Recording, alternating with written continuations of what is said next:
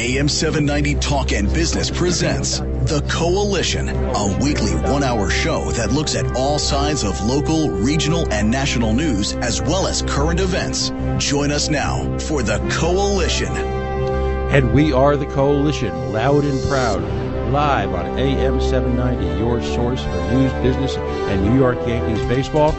We can be found on Facebook.com/The Coalition Radio, CoalitionRadio.us, on the mighty Twitter at Coalition_radio, and as always, the outrage line is PO Taxpayer at Twitter.com. Co-hosting me with me again this week is the inimitable man about town, the real mayor of Woonsocket, Mr. Dave Fisher. Dave, welcome back to the show. Thanks a lot, Pat. Great to be back. I'm having a lot of fun co-hosting. Yeah, now Dave was ill in last week, so he missed and left me alone, if you will, defenseless, as a libertarian against the mighty forces of Occupy Providence. And by the way, that show is finally up on the website, coalitionradio.us. You go right to the homepage. It'll start playing right away. You can hear my dulcet tones in sheer fright as I was taken over, if you will, by the folks at Occupy. We were occupied here on the Coalition, but it was a great show because as I congratulated them live on radio, because we support Occupy Providence and we support Occupy New England here,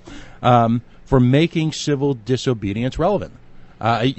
We have a state where we've got a whole bunch of angry people for a whole lot of different reasons, and yet these are the only folks who've been willing to personally take it to 38 Studios, who are willing to personally take it to the GA, to take it to Halitosis Hall, to encamp, and now to take on, if you will, the issues of racial oppression here in Rhode Island and nationally at large. So while we may disagree on the journey, the constant theme here as Libertarian Talk Radio is that many of us, whether we be Green Party, we be progressive, we be libertarian, we seek desperately the same goals: smaller government, responsive government, government that really works for the people, government that is here to quote-unquote help lives, not get one, and really to display some level of a decency. And that's what these folks did last week. Well, and I think I mentioned a couple of weeks ago on the show, I feel that there's this undercurrent of dissatisfaction throughout the Occupy movement, through the People's Climate March, through through what's going on in Ferguson. I hate to say that a lot of folks are saying that these protests are sparked by this incident in Ferguson, but I think that that's really misrepresenting what's going on here. We're talking about people that are getting mad about a system that we learn every day just is designed to keep us fat, lazy, and stupid. Well, on this week's show, we're going to get right down to it. We've got two different guests from two issues that at first blush would seem to be intensely local. Joining us at the top of the hour is Chris Dempsey from No Boston Olympics, and then joining us at the bottom half of the hour is the inimitable Mike Stenhouse from the Rhode Island Center for Freedom and Prosperity, each addressing issues that really focus on Boston and Providence. But if there is one common denominator, while seemingly local, these are both uniquely libertarian in one sense. They beg the question, and this is true across a spectrum of issues, whether it be anything from law enforcement to community development to taxation. Who ultimately has the right to determine the direction of a community? Whether it be casino gambling, for example. Is it outside forces who would seek to profit and to allow then the community to somehow trickle down and enjoy a little bit? One brings to mind a Dickinsonian moment where, the local community approaches the grand developers and says, "Please, sir, may I have some more?" More? You want more? I was thinking of more of the crumbs that fall off the table. Right. Or is it the people who have, whether it be the Newport Casino folks, whether it be Occupy, whether it be the Rhode Island Center for Freedom and Prosperity, who are looking to maintain the independence of local zoning and maintain community control, or whether it be the folks in Boston who beg to ask a simple question, which is, let's wait a minute, let's talk about development in this city. Who has that right? And I would argue that for all the folks who will throw out the NIMBY term, the not in my backyard term, to any one of these very disparate groups, I would say, well, whose backyard is it? it's the people who live in Boston. It's their backyard. It's the people who live in Newport, their backyard. This is a discussion I had a couple of weeks ago on another radio show that I do a guest spot on here and there, which will go nameless.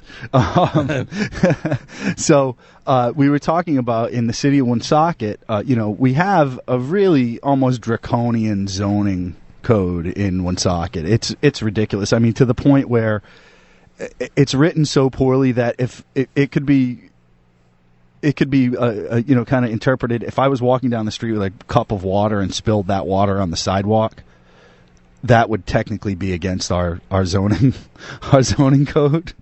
It's like really, really crazy stuff up there. So we were talking about, why do we not look at this kind of blanket mixed use, like kind of open it all up and say, look, we're okay with developing whatever ways we would like to in this city, but we also want to keep in mind, put it out to the abutters, put it out to the neighbors. If the neighbors don't mind having that in their community, then let them, as long as the community at large and on the micro level, on the very, the abutters level, as long as everybody's good with it, I don't really see a problem with it. Well, absolutely. It all comes back to community control. And in that spirit, we've got someone on the phone right now who really embodies civic activism. We've got Chris Dempsey. Chris is the co-chair of No Boston Olympics. He's really got a remarkable background because in one sense, typically organizations like this are grassroots in that they're developed by people who really have no real association with government issues at large. And in doing so, convey a remarkable public spirit, but often then lack the focus and the kind of organizational skills to really advance it. Chris has got a pretty strong resume. He was Assistant Secretary of Transportation in the Deval Patrick administration. He was the policy administrator for the Joe Kennedy campaign. Chris, welcome to the show. Dave and Pat, thanks very much for having me on. Really appreciate you inviting us this morning. Well, I've got to say, no Boston Olympics. Now, I think of the Boston Olympics. I think Miracle on Ice. I think USA. I hear in the background chants of USA, USA. I think of people standing up on this shining podium, receiving their gold medal with the Star Spangled Banner or something playing in the background. I think of the new theme to the Olympics. We're moving up to Boston. What could be more American, Chris, than the Olympics? Tell me, what's wrong with this picture? Well, we do think that Boston is the greatest sports town in the world, and we think that Boston and Bostonians should have a lot of pride in sort of who we are and our history and our educational systems and our passion for sports and culture. But we really see three reasons why the Olympics are not the right path for Boston to pursue.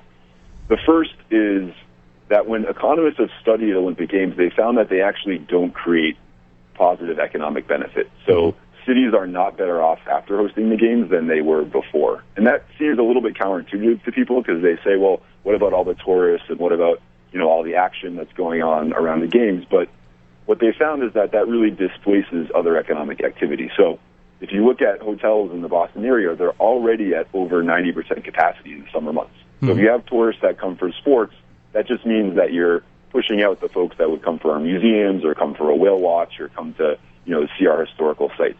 So, Chris, Steve Fisher here. Yeah.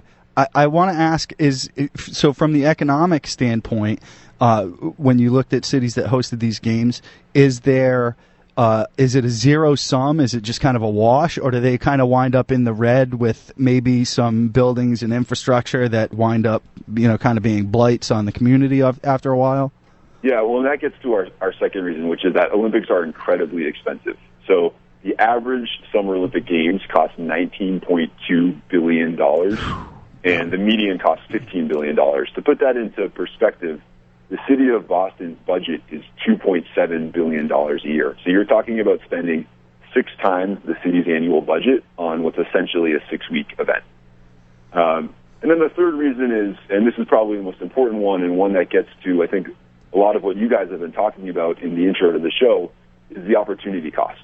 So we really think that because our elected leaders and our civic leaders would be focused on this Olympic Games for the next 10 years, they wouldn't be focused on the core things that we want them to get right, whether that's improving our school system or helping fix our healthcare system or even our zoning code, right? Yeah, and it's bad enough not to do these other things. And it's bad enough that they put things on the back burner for campaigning every 2, 4, or 6 years, depending on their office. You know, that basically takes them out of commission as far as constituent services go for a year.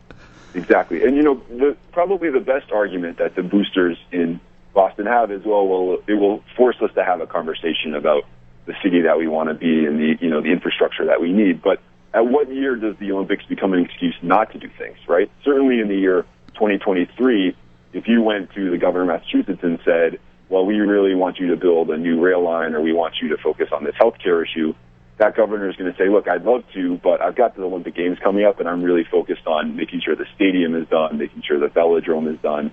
And those questions around the games are just not the ones that people in Massachusetts want their elected leaders to be focused on. Well, let's focus on an important term that you brought up, which is conversation.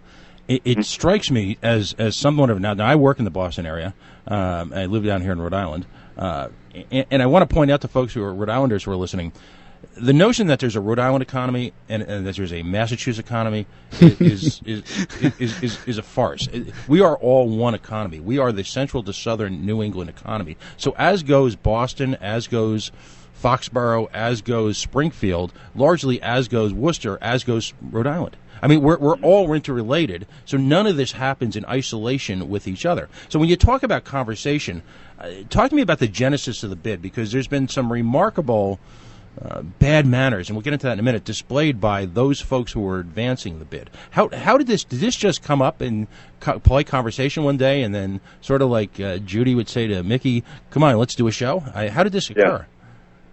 Well, Pat, let's talk about where we are now. So the bid has been submitted to the United States Olympic Committee. It was submitted by a private entity called Boston 2024, the Boston 2024 Partnership. Mm-hmm. And it was submitted on December 1st. The USOC will decide on Tuesday whether it will proceed with any bid at all, and it could decide which of the 4 cities in the U.S. it's going to choose.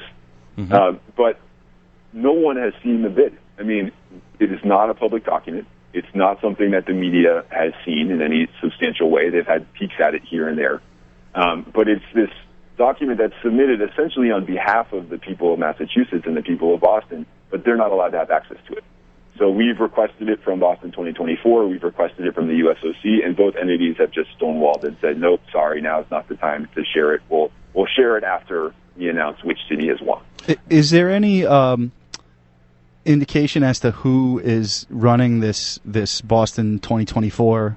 Well, let me jump in for a second. John Fish, who's the chairman of Suffolk Construction, which is clearly one of the big players in town. I mean, you can't go by a large civic construction or a big metal project without seeing that Suffolk emblazoned in your, I mean, we've all spent a fair amount of time in traffic, I would say, over the last 10 or 15 years, staring at that Suffolk sign. It's in a remarkable bit of bad manners. He actually excoriated you folks for being for displaying some type of civic negativity. I don't get negative vibes from your campaign. I get people looking for information and looking for input. How did that all come down?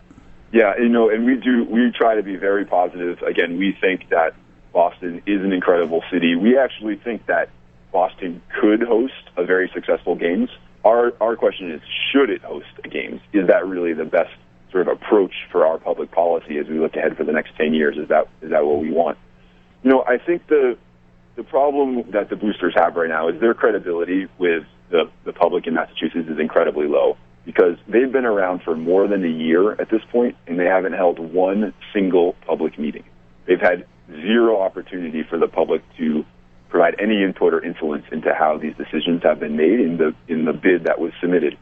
And people really, I think, reject this top-down process. They don't think that that's the right way to make decisions for our society, and we couldn't agree more. I mean, we just think that if you're going to be proposing a project that you claim will sort of reshape the city and set us up for the next 30 or 50 years, shouldn't the people that it's going to impact have some input into that? And Boston's got, and I want to discuss 2 very specific examples in Boston history where big projects have turned out essentially as predictors of what you're discussing right now. And the most obvious one, of course, would be the Big Dig. Boston does not have a great track record. And I don't know many cities that do in their defense, but Boston in particular has become synonymous with poorly run big projects through the Big Dig. I mean, just the level of corruption, the level of incompetence, the